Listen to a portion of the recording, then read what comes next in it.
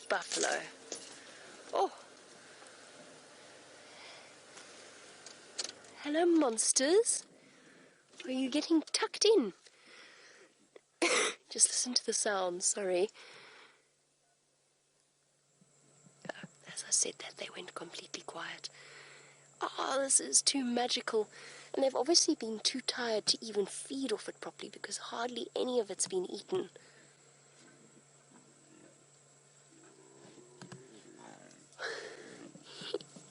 There's cubs everywhere, emerging out of the grass.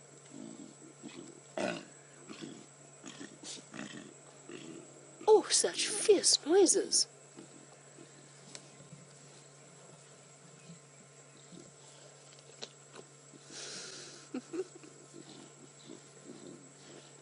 It's amazing. At such a young age, already that instinct kicking in. What an extraordinary thing to witness live. Oh! Getting a deep growl from Mom there. And of course it's every lion for himself at a carcass like this one. It means the little ones have to fight for their spot. And with their tiny little jaws and mouths, it's not so easy to break into another part of the carcass, so they have to go and feed where there's an adult feeding already. And Mom might be a bit more tolerant, but as I noticed while I was away, there was some extraordinary... Oh, look at her face.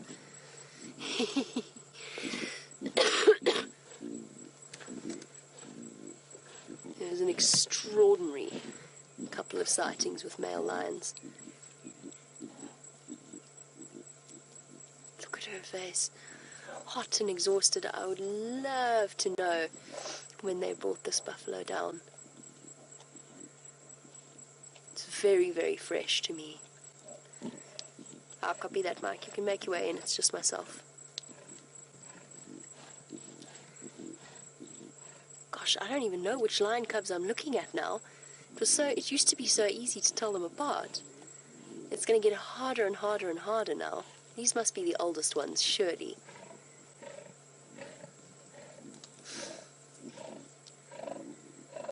The sound effects are just extraordinary.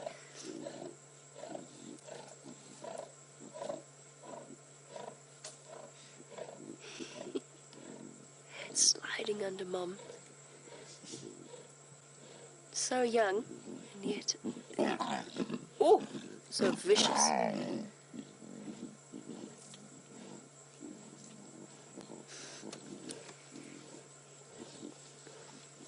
Gone are our little bundles of innocence, replaced by these savage little creatures, full of noise and ferocity. Look at that, getting right into the carcass. And Cecilia, of course, is picking up on the body language of our amazing lions and watching the cubs' ears flat down against their backs. And that, of course, is also a very, very good indication of their current mood. And what's amazing about that is that whenever we watch the adult lions, that's exactly the posture that they adopt when they first start to feed. Ears flat, and those of you with cats and dogs and horses will, of course, know instinctively what that means. It means the animal that you're dealing with is cross and on the defensive, possibly even a bit aggressive, but usually it's sort of defensive, snarling and growling. You know when your dog lays its ears flat, or when your cat lays its ears flat, and especially when a horse lays its ears flat, you might well be in for a tough time, and with lions that is no different. And the cubs are squabbling over the meat. It's tough being a little lion cub. You've got to get all that food, but you're not really big enough to fight for your place at the carcass. Luckily for them, their mothers are true huntresses, masters of catching buffalo. Now, as far as I know, with Steph, there were only 3 lionesses this morning. The other 2 were mating in Amber Eyes and the young female mating in Buffelshoek with the Birmingham boys, which means that our 3 lionesses managed to bring this big buffalo down on their own. Oh, look at that cub. Clinging on for dear life. Ooh. What's up? What's got your attention?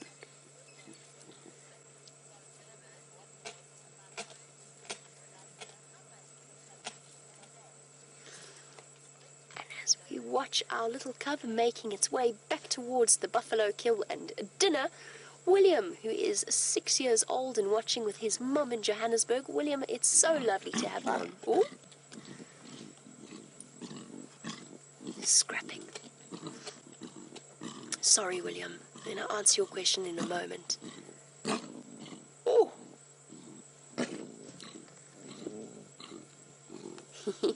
So William's asked a brilliant question, which is while he's watching the cubs, he wants to know how much they could eat in one go.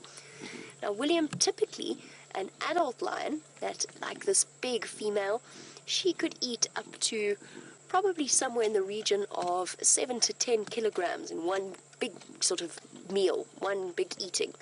She'll eat more than that over the next few days, but that would be her sort of initial stomach bulging, gorging session. The cubs, because they're much, much smaller, it'll be a lot less than that. And you'll probably find it's only a couple of 100 grams at a time. They're still young. They are, at this point, almost completely weaned. You know, might suckle the mom's milk every now and again, but they're almost totally reliant on the meat of the buffalo or whatever their moms happen to catch. So you're probably looking at a couple of 100 grams, which, William, is a lot of food. So think about how much you have. Maybe you have a nice family meal sometimes when you felt your absolute fullest, as much as you've ever eaten in your whole life before. These lion cubs eat more. Because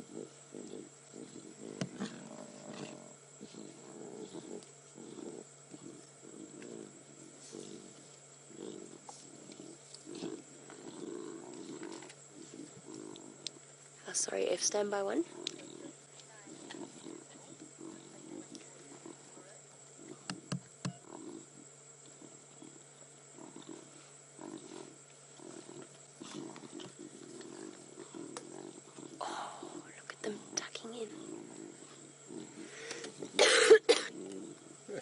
Oh, sorry about that. Sure, it's amazing how tough these little creatures have to be. And it's astounding how the social bonds that are so essential to the lion's survival and so incredibly strong at all other times. Look, I mean, they're not tearing into each other, but they're certainly giving each other what for. So we've got 1, 2, 3, 4, 5 little ones. There's number 5 off on the edge.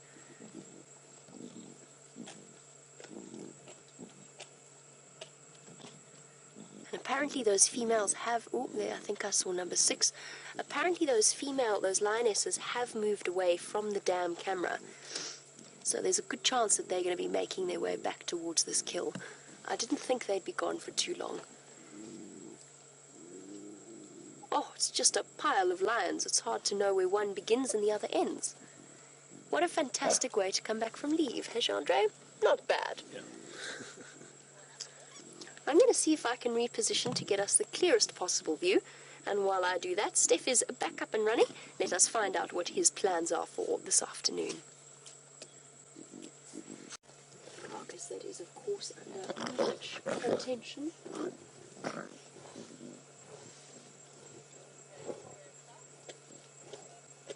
Lions absolutely having a ball with this particular buffalo. Sorry, bear with me one moment.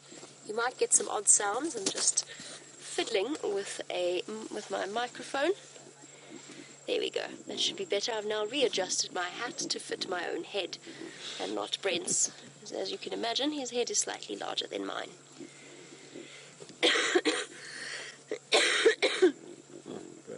Thank you. Yeah, sorry about this, everybody. I'm sure I will be 100% by tomorrow. But for now, the lingering cough has stuck with me for a little longer than expected.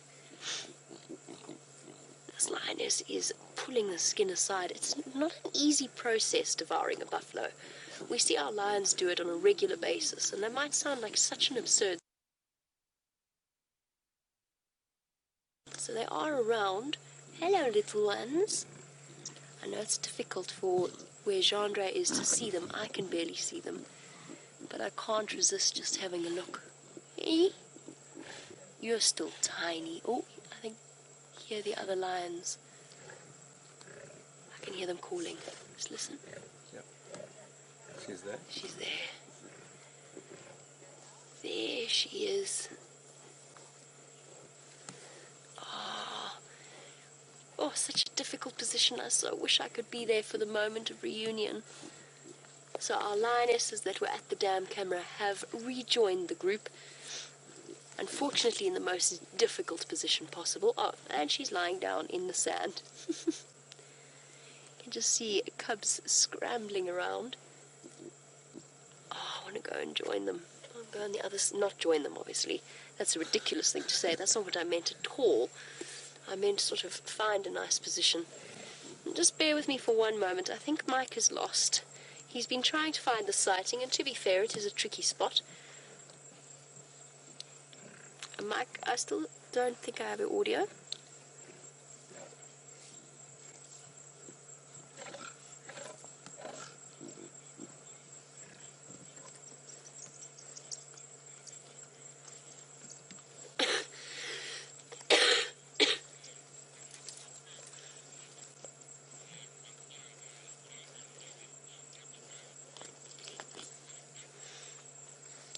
Copy, Mike.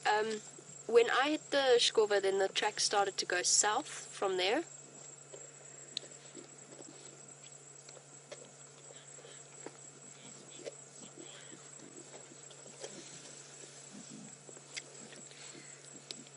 Stand by one. Let me try and work it out. Poor Mike, it is a difficult sighting to find. Sorry everybody, I'm just trying to help to guide one of the other guides into this difficult sighting. So what I'm going to do is I'm going to use my map, because he wants to know how far away from the other road I am. Oh, that's what I thought.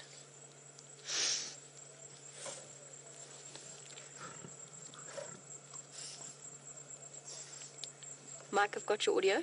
Keep coming south.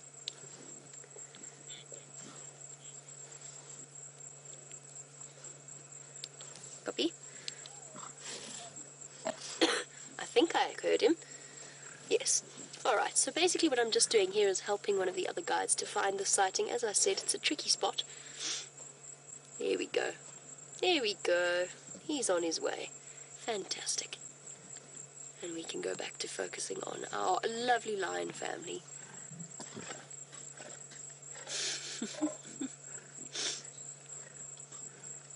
It is extraordinary how fast these lion cubs have grown. And as I said, in the next few months they'll barely be recognizable as the cute little bundles of fluff that we once knew. Next on my list, of course, is the Styx cubs and Garuda's cubs.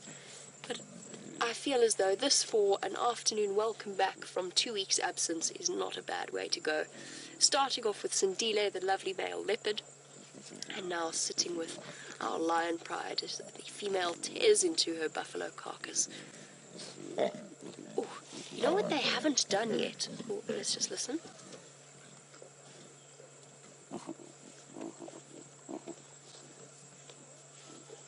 They haven't got around to actually taking out the stomach contents, the intestines in the stomach. Now, generally, that is the first thing that predators do when they kill something, is they remove the intestines, because as soon as that animal dies, they start the gases within, as part of the normal digestive process, the gases and the bacteria within the buffalo start to go into overdrive, and the gases build up, and you get an almost explosive situation. Now, I'm not too concerned for the safety of Chandra and myself just yet, but at some point they're going to have to burst open that stomach cavity because it is swollen. On a hot day like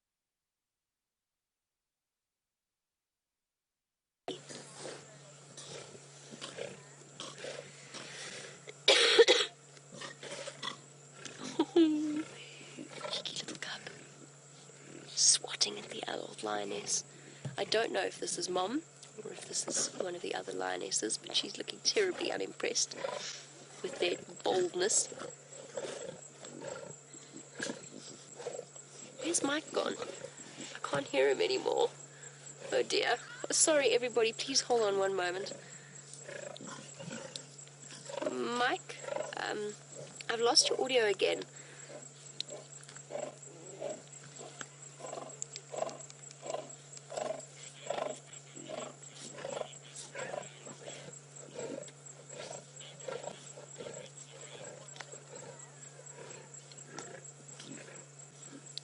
Okay, copy, Mike. Sorry, everybody. I don't want to detract from the sighting.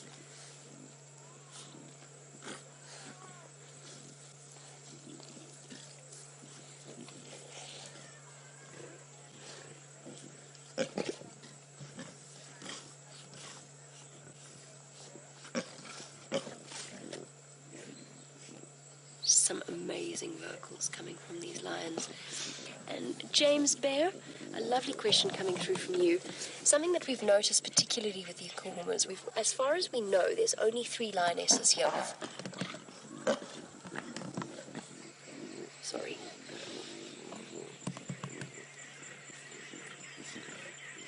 Destined to listen to the sounds of these incredible animals.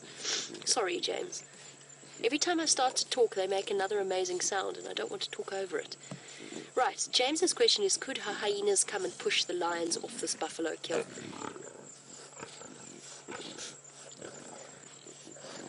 So gross. Yes, James, absolutely they could. And what we've noticed with the Nkuhumas is that they're very careful, particularly with these little cubs. Now, they're getting to the age where they're a lot more resilient, they're a lot faster, they're a lot... Oh!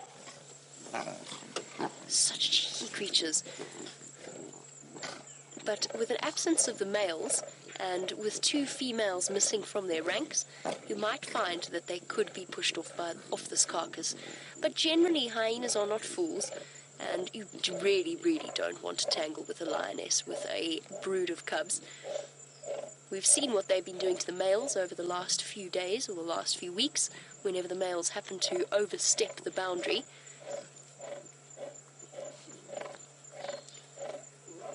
Hyena is much, much smaller than a male lion.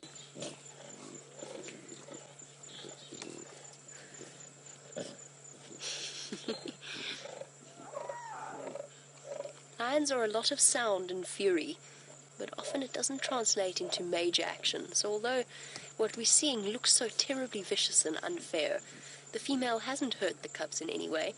And even in the fights that we've seen between the adults, they usually pull their punches when they, unless it is a really serious territorial fight or something similar. Generally it's sort of bats about the face and the nose, but they don't do the full damage that they would be able to or would be capable of inflicting in a serious situation. You might find that these females will abandon this buffalo carcass. I don't think so, though. I think between the 3 of them they'll be able to stave off the hyenas. Look at this cub climbing Mount Buffalo. It's a climbing lesson and a meal all rolled into one.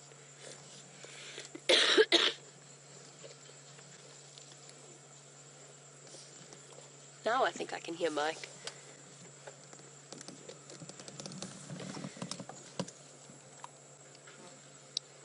Mike, is that your audio?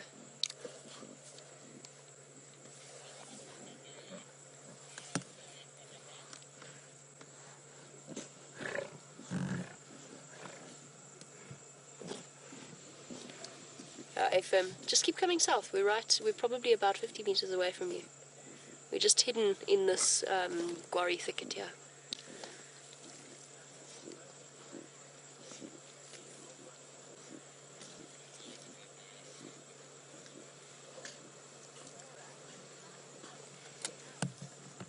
And Laura, lovely to have you on board the Sunset Safari. My apologies for the interruptions. However, you want to know how many cubs I can see? 2, 3, 4. Laura, I'm relatively certain that all 8 of them are here, but I can only see the larger ones. I think the youngest 3 have gone down to suckle. The female that I can see in the drainage line, she's got her legs up in the air. That's sort of a typical nursing posture. There we go, 1. What have we got here? There's 2 females. So all 3 moms are here, as they were this morning. And I'm pretty sure we've got all 8 cubs, but I've only counted 6 definitely.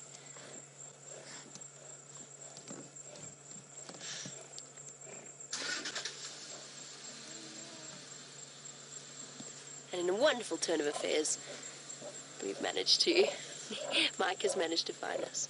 Oh, such an angry lioness. Look at those teeth. A cub baring its teeth at her. I love them at this age. They are so full of attitude. Hello. Hello, you. Long time no see. Look how you've grown. With your blue eyes. Those are not going to last, but they are gorgeous. Oh, and Mr. Snarly over there, giving Mom a little bit of a lesson in etiquette. Look at their claws. They're such amazing creatures. Oh. See, it's mostly just sound and warning.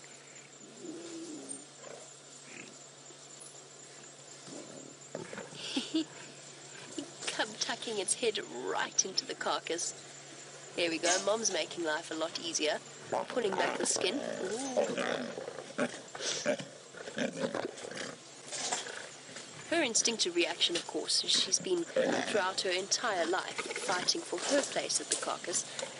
So, of course, her reaction is to snarl and growl at the cub. But there's no real menace to it. It does just make her look terrifying, particularly with a face full of blood like that. Of course, it doesn't help that the cub is really making her life difficult. Oh, and she has abandoned her post to allow the cub to tuck into its meal.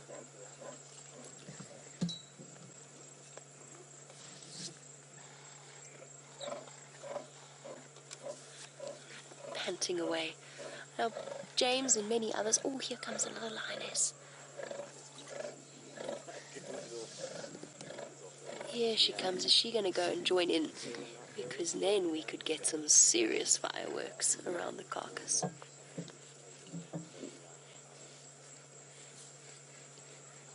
Let's just see what she decides to do. Trailed by cubs. I just feel as though there's cubs everywhere. Oh, there's mom number 2 standing up at the back. And there's the little ones. Oh, I barely got to see them before I went away. The youngest members of the Nkuhuma Pride. Oh, flopped down. They've still got their spots on them. Oh, absolutely stunning. Hello, little. That must be a middle one. Or one of the older ones. That's going to be very hard to keep track of them all. What an extraordinary welcome back. We may have had the gremlins, but we've also had a fantastic afternoon. And to see our beautiful Nkuhuma cubs is the way that I want to start off my work cycle.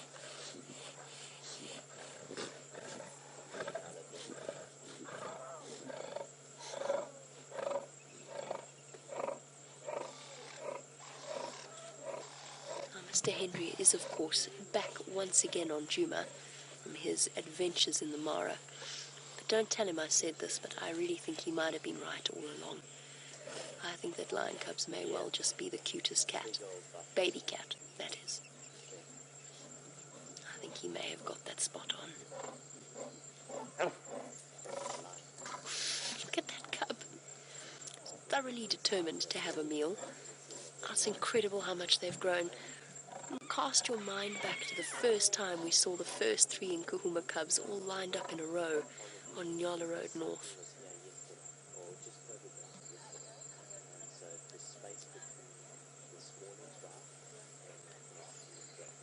I'm using her rasping tongue to strip away meat from bone. Cub has since given up and decided that that is his lot in life, and it's not quite worth the energy just yet. And what a treat this is going to be first thing tomorrow morning. Perhaps it'll be all misty again, and we'll get to have lions on a buffalo kill in the mist. Or perhaps is that just getting a little bit greedy now? Asking a little bit much. One thing is for sure, though, I think there's a very good chance they're still going to be here tomorrow morning. Especially since our hyena clan has moved further north into Manyeleti.